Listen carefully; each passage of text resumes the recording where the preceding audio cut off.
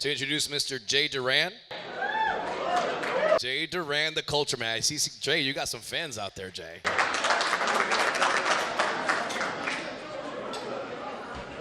Anybody in the room following Jay right now? Wow, it's a lot of hands. Thank you. Make sure you break out your notepads on this one. Jay's our keynote speaker this evening. I'm going to be able to go a little bit about his background. And I consider now, it's amazing how in a quick amount of time, I think we became really close and really friends and pals. And I appreciate you coming out tonight and spending time with us before you get to the level where you may be inaccessible. I'm glad that you came here tonight to be part of this group, so I appreciate you being here, man. Thank you. Thank you. So as everybody's making their way back to their seats, because by the way, after Jay's done, the party will get started. We'll be networking. DJ Pro over there, Danny Gomes, my man, on the ones and twos, will be killing it. The salsa music will be on. Who's ready to dance with salsa later? Yeah. Bachata? Anybody bachata fans out there? Merengue? Salsa? All right. I'm ready. I'm ready too. And so is Jay. Jay, are you a salsa dancer? I was a bouncer in a past life at a Latin night.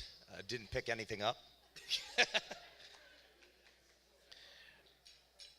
All right, everybody, as you make your way over to your seats, going to help start Jay off here. A little bit of introduction with regards to Jay Doran, the culture man. If you can make it to your seats, highly appreciate it. Okay, everyone, as we get this started here, I'd like to introduce Jay Doran and give you a little bit of a background of him. So Jay Doran coaches executives and corporations on corporate culture. Jay Doran actually has interviewed myself. How many of you in the room have seen a video of me being interviewed with Jay Doran? If the folks in the back can keep it low a little bit, thank you so much. Appreciate it. If you keep it low, I appreciate it. Besides myself, which I appreciate it, and 135 other business owners and leaders in and around the real estate industry in the last 2 years. Over 50 of the individuals Jay Doran interviewed were operating principals, brokers, and top producing agents, producing over $4 billion in annual sales. Using social media as a way to put out empathetic, educational, and entertaining content, Jay Doran built a successful corporate culture coaching business, and today he is here to share exactly what he did to accomplish his success in our industry. He is the author of the best-selling book, 30 Days of Thought, which is a bestseller in morality and ethics, which business people all over the country are using to grow their social media while growing themselves. Everybody, please give a warm, NAHREP, loud welcome and applause for Mr. Jay Doran, the culture man.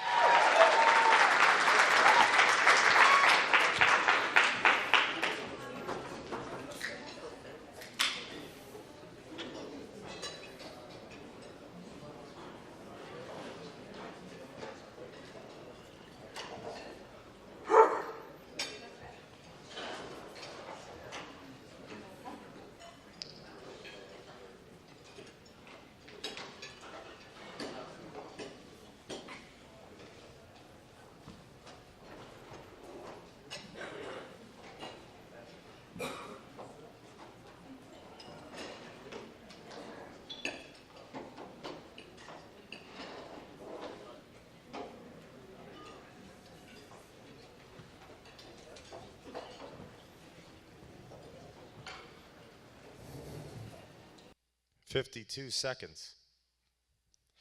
They say Napoleon never addressed his men before a minute. You've already learned something. Now, why would he do that? Today's talk is titled, Don't Create to Consume. Consume to create. Napoleon knew something his men did not. Napoleon knew something many coalitions did not. And one man, regardless of his circumstance, he was an immigrant from another country, company, changed the world.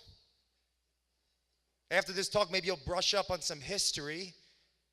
The world changing that he did, one could argue, led to the development of our democratic society.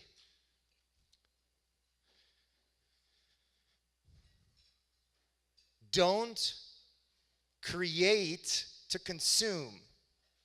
Consume to create. A long time ago, there was an emperor. And this emperor was obsessed with clothing. He didn't spend his money on his people. He didn't spend his money on his town. He didn't spend his money on his soldiers. He spent money on fine clothing. Two rogues dressed themselves as tailors and told this man if he gave them money, gold, and the right ingredients, they would create the garments he needed to wear to know if people around him were fools or unfit for their positions. So this emperor said, yes, I'll hire you, of course. I'll give you whatever you need, and he did. It was many months he was waiting for these garments. This man focused on creating to consume. And nothing came. So he sent one of his lords to check on these tailors. And the Lord went and he looked at what they had created. And the catch of these garments was you can only see them if you're not a fool or if you're fit for office. You can only see them, these clothes, these robes, if you're not a fool and you're fit for office. So the Lord went and he couldn't see them. So he went back to the emperor and he said, "Sir, they look great." Because he was afraid to tell the truth. So the emperor waited, and more months passed, more money invested into these garments, and nothing came. So he sent more of his men to see the garments. And they went to check out the garments, and they looked at the garments, and the tailors said, "Yes, look what we have. We show you." And they used their hands and their body and their tone and their conviction to show them these garments. And these men didn't see anything either. But they were too afraid to tell the truth. The emperor, with his new clothes, on the day he was supposed to go triumph through the towns with his new robes, finally saw them. And in his head, he said, "I don't see anything. Am I unfit? I'm no fool. They can't know." And so he didn't say anything. And on the day of the march, when he was fitted into his beautiful robes, his invisible robes, he asked his men who were supposed to hold them in the streets, "How do they feel? What do they look like?" And they said,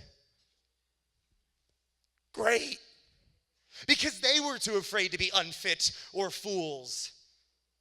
And the day this emperor with his new clothes went in front of the townsfolk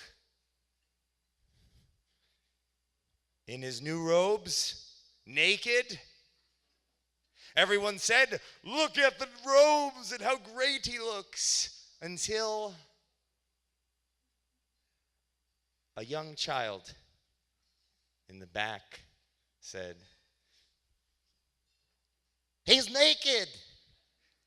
He's naked." And his father said, "Listen to the child. The emperor has no clothes." Have you ever heard this story? The emperor was afraid. His people were afraid. I get off this stage, I'm in the crowd. I don't know about you guys. I'm naked under this suit. Josh, are you naked under your shirt and pants? didn't hear you. Gina, are you naked? Paula? I do have people. Don't create to consume. Consume to create. There is a recession, actually. It's not the one you should be thinking about. The recession we should be thinking about and talking about and working together through is the recession of awareness. I'm naked. You're naked. I'm afraid. We're afraid. A few years ago, I would not have waited 52 seconds like Napoleon for your attention. But I don't mind being naked because my intention is good. I speak through my pain, not for it. Don't create to consume in this world. Consume to create. Interviewing. To listen to understand, not to reply. Who here has family? Raise your hand. Who here has friends? Keep your hand up. We can all interview people daily. Listen to understand, not to reply. Doing that and putting out other people's truth, their empathy, their education helps everybody. Today I want to talk about real estate. All righty, no, I'm just kidding. Like movies. Yeah, I'm not Jim Carrey. Let's go back before the internet. Let's talk about information. Has anyone been in the business before the internet? Raise your hand. Can everyone imagine what it was like before the internet? At least try with me here. Raise your hand. Think about this. Before the internet, when an individual wanted to buy or sell a home or do any type of business in that industry, they couldn't Google, Zillow, XYZ.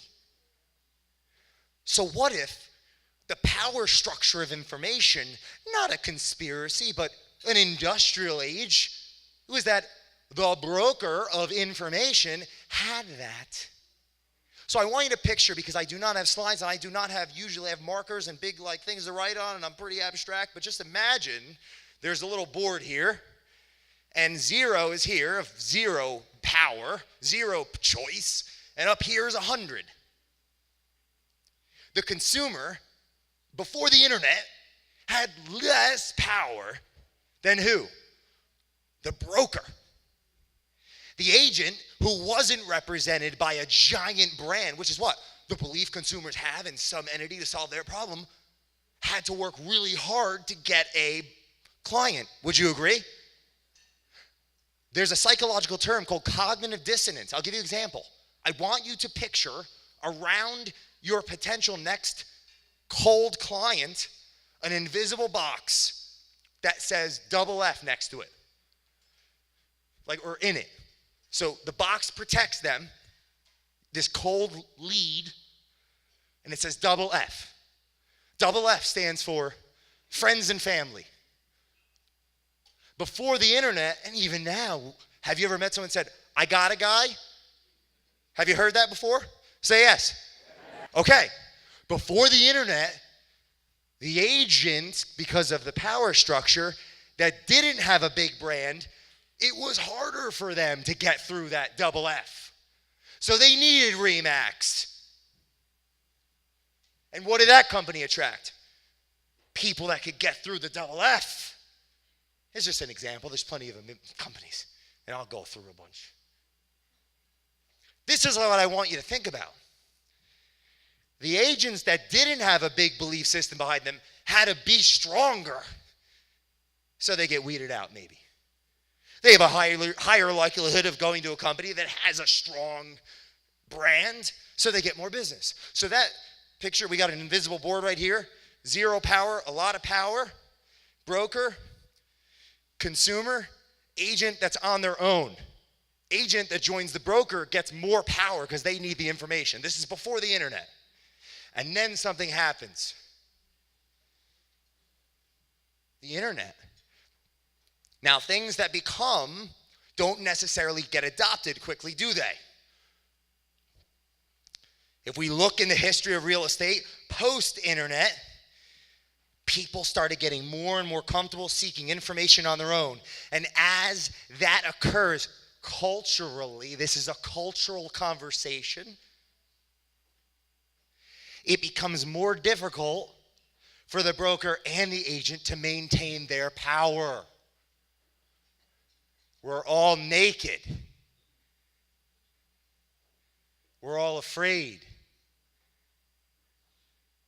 So you see companies in the real estate industry start to thrive when internally they inspire and educate their people to be able to get through the double F, friends and family, with the culture, with the training, with the systems, with the tools, to combat the internet, and you see them get market share in the 80s and the 90s. Am I correct? The thing with business, Bezos says this well. He doesn't give marital advice, but he sure does know what he's talking about when it comes to business. He's focused on yeah, you shouldn't laugh. That is sad and funny about our culture. He's focused on what he does today is going to impact in the next 4 years, 10 years. I would argue that the companies that have a position now earned it then. And if you remember this scale of zero power, lots of power, as the internet unfolded, and we're naked, we're the customer, have become more competent and comfortable and confident using it, the companies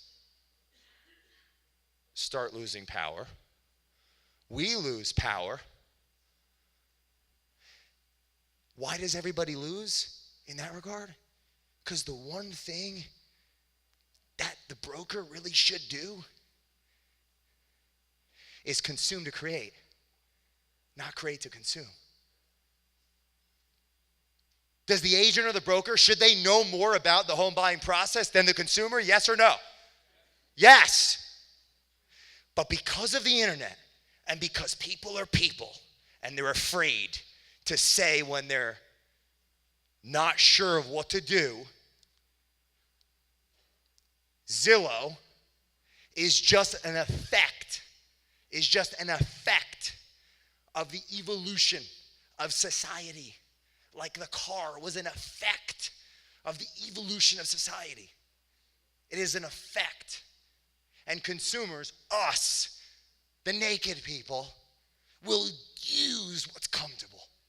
So I want you to imagine, post-internet, real estate companies, mortgage companies, companies that are clear in what they stand for, invest in their people, and train, have way less turnover, way more productivity.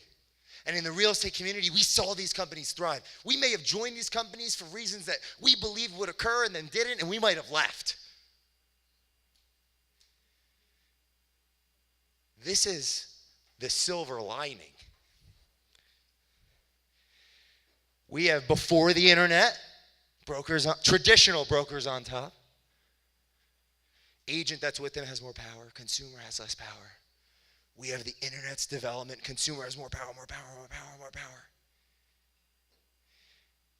And then we have pre and post social media adoption. We're here today with a panel of individuals who have taken responsibility of their personal media in some form or fashion to put themselves out there. We're here today because today in this world, the emperor that wants new clothes doesn't know that, and the people don't either yet, that in the town, they could actually rent a robe on Instagram.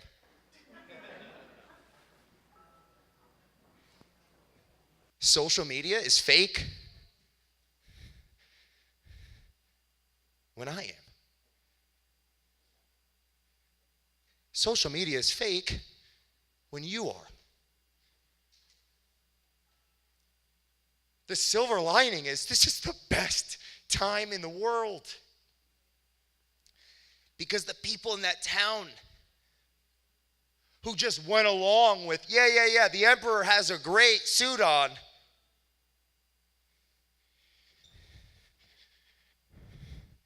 They have weapons of unifying construction, not mass destruction. You do. And that child's innocence in the crowd.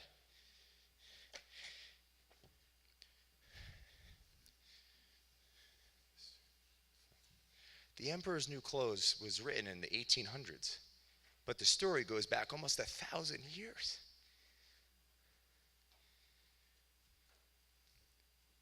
No one ever had the opportunity to have a voice that we take for granted. And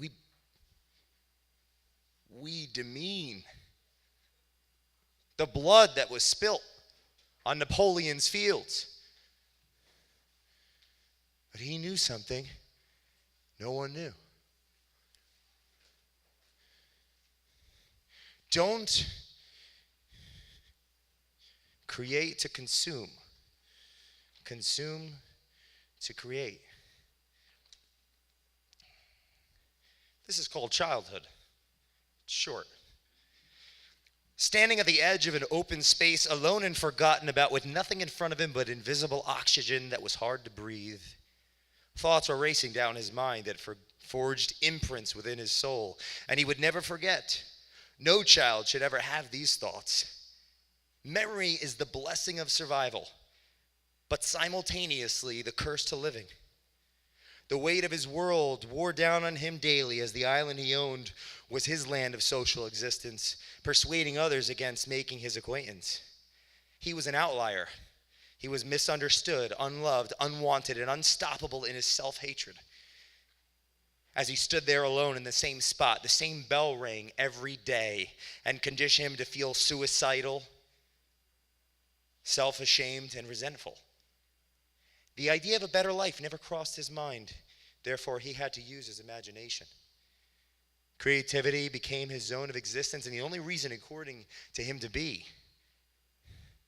Creativity was his muse, and he was so alone that he became ashamed to be present around his peers, even when they would reach out in peace, love, and friendship. It was all invisible to his eye.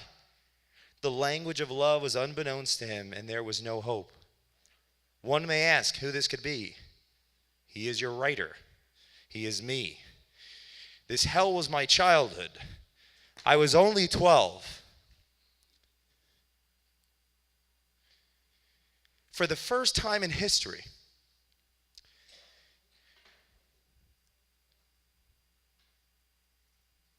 all of the naked people, us, the consumers, can go out and educate ourselves on our business, on our life, raise our self-awareness, have our vision and mission and values transcribed, have our goals written down, and focus on serving people through it with a voice we never had.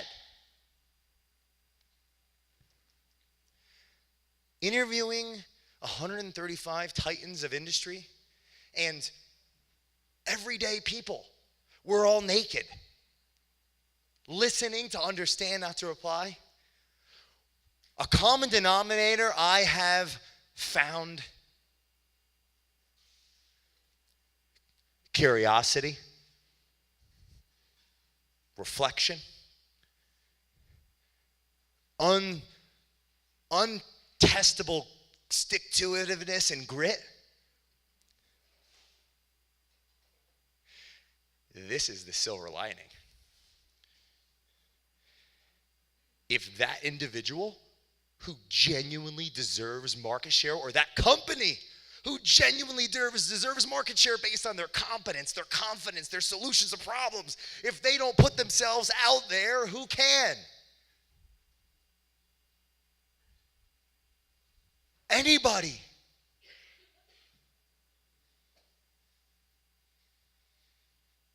Anybody.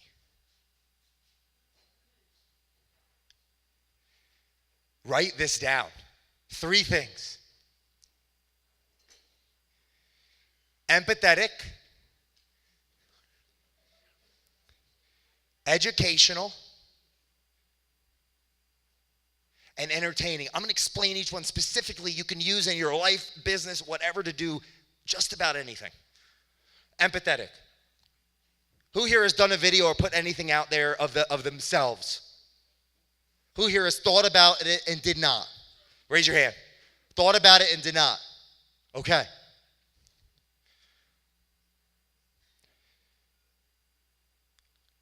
When you film your video, when you put out your truth, empathy comes from sharing something personal. It doesn't have to be trauma you're not ready to share. Someone talked earlier about personal Facebook. For the first time in history, you can be a walking billboard, just being a person, consistently being yourself online, and other people will follow you or unfollow you who weren't going to do business with you in the first place. Empathy comes from sharing your story. Empathy comes from helping others share their story. Empathy comes from understanding that business is first a vision, your vision to your client's problem first.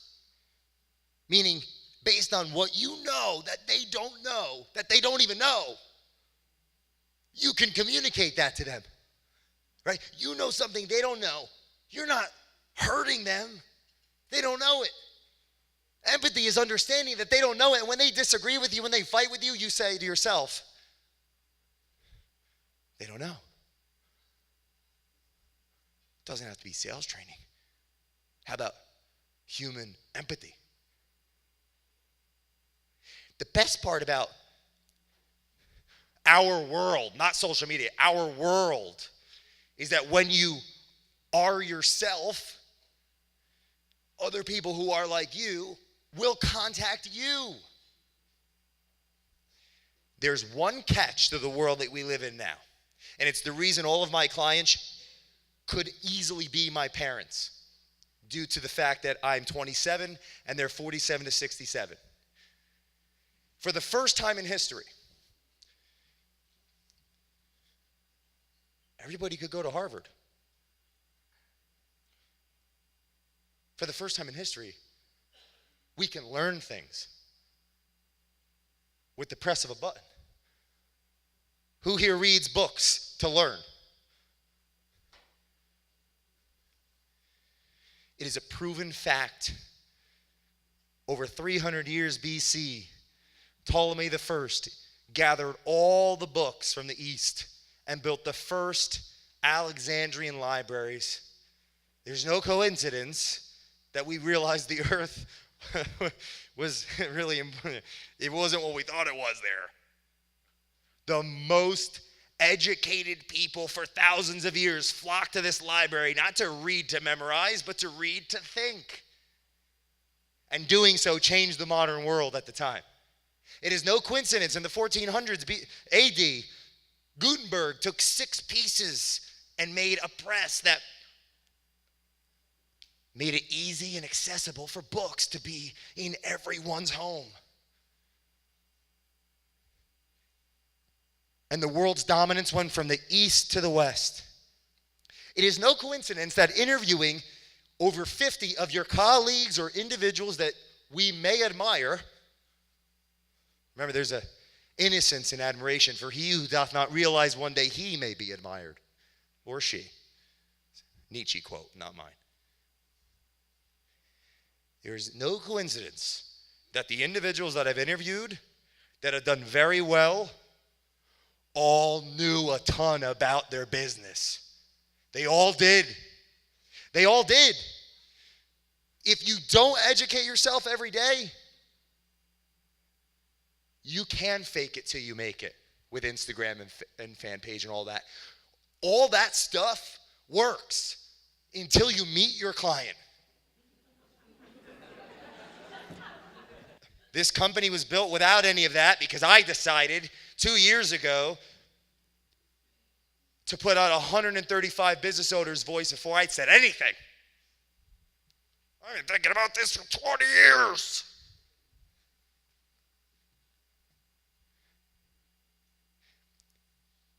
I almost fell off the stage.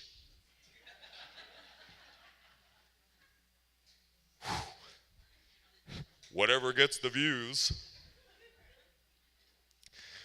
I've been out of time for 25 minutes, so I'm going to leave everyone with this thought. That's 30 days of thought. A year ago, it was recommended to me, due to my neuroticism, I should write. So I did. 30 days of thought, its premise is that when you read an essay, a thought, the days of memorization are over. You have thoughts. Let this be a tool for your thoughts to come through you. So in the book, there's room to write.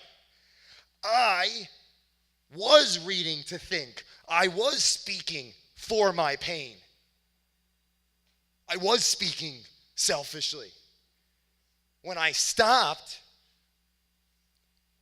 interviewed people, you don't need a camera. I recommend it. Interview your spouse. Interview your friends. Interview your clients. Listen to understand. Write this down. This is important. When someone answers a question you ask, this will change your entire life. Ask the next question based on, I just fell. That was awesome. Ask the next question based on what they said. And because you were listening, you know what they meant. That alone, I think I'm starting to actually develop love for myself. I'm serious. I can feel all these people's pain. This mask. Because maybe their entire life, no one said, don't create to consume. Consume to create. 30 days of thought was not preordained. These are exercises I made a decision to do to be less of a jerk. Read to think. Write to develop. Speak. Speak to let go. Speak to let go. Don't speak to hear yourself talk. I tried that. So did a lot of the people I know in this industry. That's changing. For the first time in history, and this is the silver lining. Remember those consumers that have access to the internet? Us? What are we doing all day long? What are we looking at? Jose could tell us. What are we doing, Jose? We are on the social media. Social media comes before the internet. So your social media voice comes before Zillow. That's the silver lining. My argument to all of the owners of your companies is the agent has all the power. And my friends that do YouTube that have 3 million subscribers and clients, they get paid to do that stuff. And they don't even know anything. If you know how to solve your customer's problem and you don't put out empathetic, educational, entertaining content every day and develop yourself through reading to think, writing to develop, and actually speaking to let go of your pain, I'm sorry, but you're just not even going to be a happy person because that's fleeting. So the reality is, the beauty of this conversation is the agents have all the power.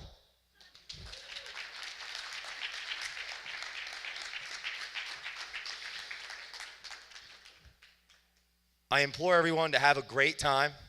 I appreciate the opportunity. My name is spelled Jaydoran.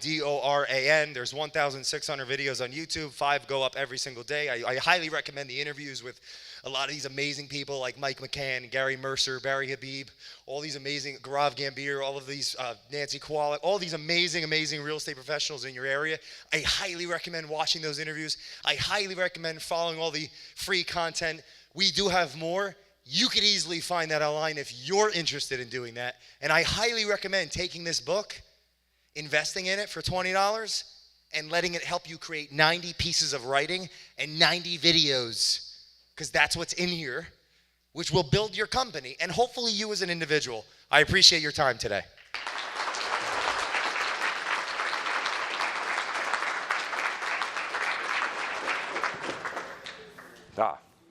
Thank you. Good job. Yeah, I love you, man. Thank you. One more time with Jay Doran. Okay.